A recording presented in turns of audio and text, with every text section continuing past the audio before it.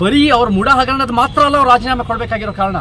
ಅನೇಕ ಒಂದು ರೀತಿ ಜನ ವಿರೋಧಿ, ಇವಾಗ ರೈತರ ಪರ ಅಂತ ಹೇಳ್ತಾರೆ, 3 ರೈತ ವಿರೋಧಿ ಕಾಯ್ದೆಯನ್ನು ತೆಗೆದಾಕಿಲ್ಲ, ಒಂದು ತೆಗೆದಾಕಿಲ್ಲ. ದಲಿತರ ಹಣ ದುರ್ಬಳಕೆ ಮಾಡ್ತಾ ಇದ್ದಾರೆ.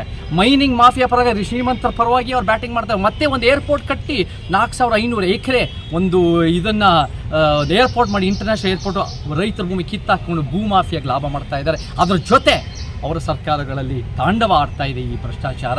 ಸೊ ಇವಾಗ ಅವ್ರ ಮೇಲೆ ಆರೋಪ ಬಂದಿರೋದೆ ಒಂದು ದೊಡ್ಡ ಕೂಗಿದೆ. ಖಂಡಿತ ಅವ್ರು ರಾಜೀನಾಮೆ ಕೊಡಲಿ, ಅವರು ಸ್ವಯಂ ಪ್ರಶ್ನೆ ಮಾಡ್ಕೊಳ್ಳಿ.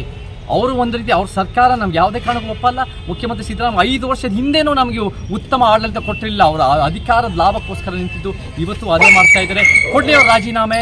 ಉತ್ತಮ, ಅವರಾಗಲೇ 5 ವರ್ಷ ಮಾಡಿದ್ದಾರೆ, 6 ವರ್ಷನೂ ಮಾಡಿದ್ದಾರೆ. ಅವ್ರು ಒಳ್ಳೆ ಸರ್ಕಾರ ಕೊಟ್ಟಿಲ್ಲ, ಸಮಾನತೆ ಪರವಾಗಿ ಕೊಟ್ಟಿಲ್ಲ, ಅವರ ಹಿಂದ ನಾಯಕ ಅಲ್ಲ. ಕೊಡಲಿ ರಾಜೀನಾಮೆ. ಯಾರಾದರೂ ಮಾಡೋರು, ಉತ್ತಮ ಮಾಡೋರು ಕೊಡಲಿ, ಅವ್ರ ಅವಕಾಶ ಮಾಡಲಿ, ಒಂದು ಉತ್ತಮ ಸರ್ಕಾರ ಕೊಡಲಿ ಅಂತ ನಾವು ಹಾರೈಸ್ತೀವಿ. Thank you sir.